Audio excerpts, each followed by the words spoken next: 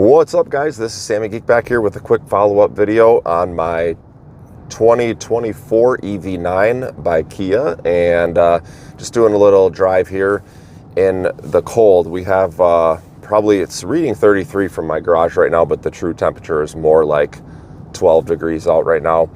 I just wanted to share my follow-up experience with you guys. It has been probably a good solid, with the exception of work travel, a couple of weeks of having this vehicle and traveling around. And we are at 878 miles right now on this. So far, it's been a great experience. It's interesting because coming from the Teslas and the Rivian, as I mentioned before, I do miss the pickup truck utility of a pickup truck per se with the R1T. But I definitely love the space compared to the Model Y. So as far as like utility goes, day to day, it's really been a great truck. We went sledding today, and I threw a couple sleds in the back. Right now I have we need to stop and test a electric bike indoors. I have this area that I'm going to be able to test it at. So I have an electric bike in the back along with my son's bicycle. So utility wise, really good. As far as range has been good. Right now we just started our trip, and I'm getting, it just starts ramping up. We're at 1.2 mile per kilowatt hour right now. I've been averaging in this in the cold. I would say total average is probably 2.5, somewhere in that range. My understanding is that I think that the Rivian in the cold, if I recall, was closer to probably 2.2, 2.4. I've seen, when it's a little bit warmer, I've seen an easy 3 miles per kilowatt hour in this. And so that's as expected. This is a really big SUV. It's a 3-row SUV. But it's just so quiet and nice to drive. And I did a few touches on it. I debadged the back, so I got rid of the Kia logo. I did black out the Kia logo in the front. I also got some little stickers, which I'll have to link in another video for you guys. This really cool guy that I was talking to on this website had sent me some little stickers to try to put on the wheels, because there's little silver Kia logos, and so I was able to black out those as well. And then I added the new state license plate that is black as well, so along with the windows being tinted. So I've kind of personalized it now to make it mine, and I really am starting to like it. It's a polarizing vehicle any way you look at it. I mean, it's very futuristic. It's it's got some sharp edges here and there that make it look edgy. So for me, I like that, because and I have yet to see another one on the road. So it's kind of fun being in the what I would call like the exclusive club of driving this, because there's not that many on the road, right? I haven't even seen one. But the cool part is you kind of fly under the radar. Yeah, it's got a really cool look, but it does fly under the radar. It's not like driving a Cybertruck or something crazy. So really fun experience overall. Infotainment system has been great. I like that I have 2 different types of maps. So I've got the built-in Kia maps, which are really cool, because you can set up your routes and set destinations you're going to travel, and then you can see superchargers. The EV9 does come with some free supercharging, or it is supercharging through the Electrify America network. So I forget how much it is, but how much you get for free, but you get a really decent amount right out of the gate. So if you're going to do some road tripping, things like that. But yeah, the maps will show you where the superchargers are located, and kind of real-time data of how many people are at the charging stations and things. Sound system wise, it's mediocre for a premium car. It's kind of right in the middle of the road. I wish it had a little bit more bass, but it's not bad. So it's definitely better than your average everyday car. Like I mentioned in my other videos, it is definitely a premium sound, nice immersion, things like that. So it's very enjoyable to drive. You crank up the tunes, very comfortable. It's just awesome. I'm going to go ahead and throw it into self-drive right now. And so again, with the self-drive, you have kind of 2 options. You have the adaptive cruise, and then you have the steering as well.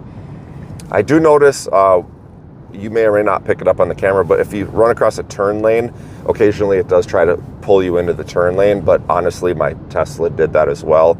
So I do have the lane keep on right now. We're kind of going around in a turn, obviously monitoring the steering wheel, but it handles that just fine. I did play around a little bit more on the highway. Was goofy. See, it just tried to pull a little bit into that lane. This is a bonus, by the way, to be able to kind of lane steer here, or to lane keep.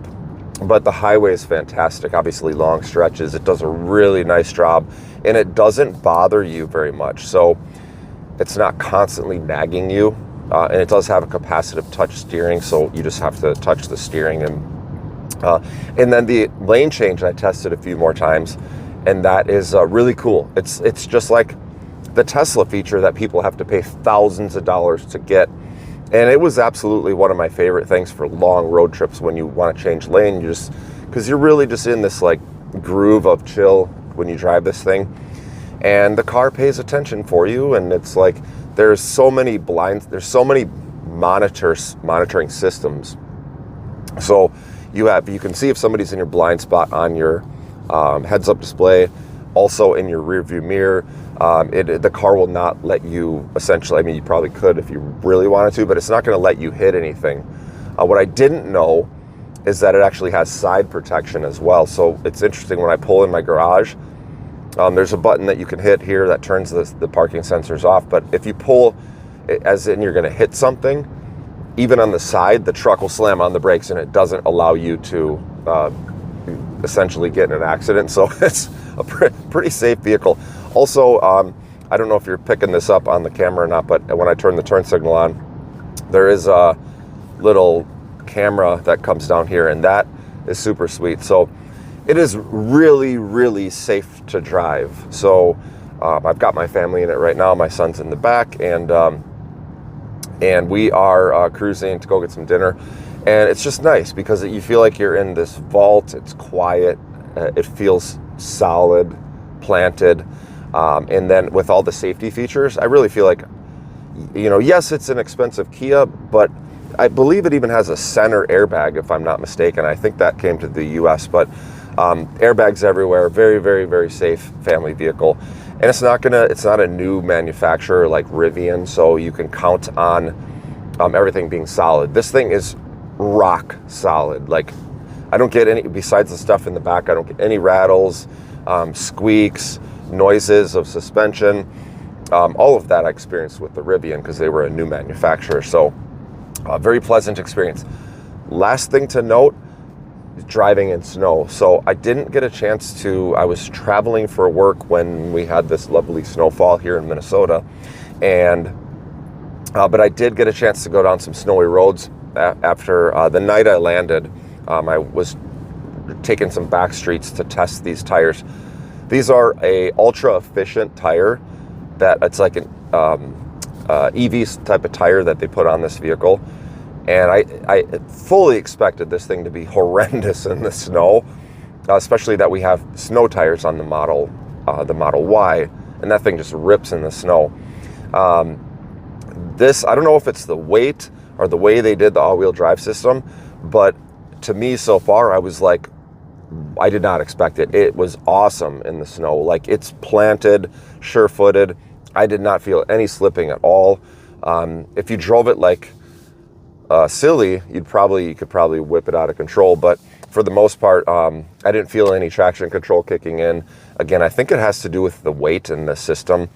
If we ever got a really, really good snowstorm, number one, I'm going to film it for you guys. And number two, there is a four-wheel drive lock button here that you can hit. There's also a snow mode, which I won't use because I think it's more for rookies when they're driving EVs, because it leaves the regen off for the most part. So if you're not used to an EV, so you're not going to crash your vehicle. But it does have the four-wheel drive lock, which it already gets really good traction, you guys. So with this four-wheel drive lock, it's going to be really fun to try it when we get a nice like foot of snow that I can go play in. So that's it. If you guys have any questions, hit me up.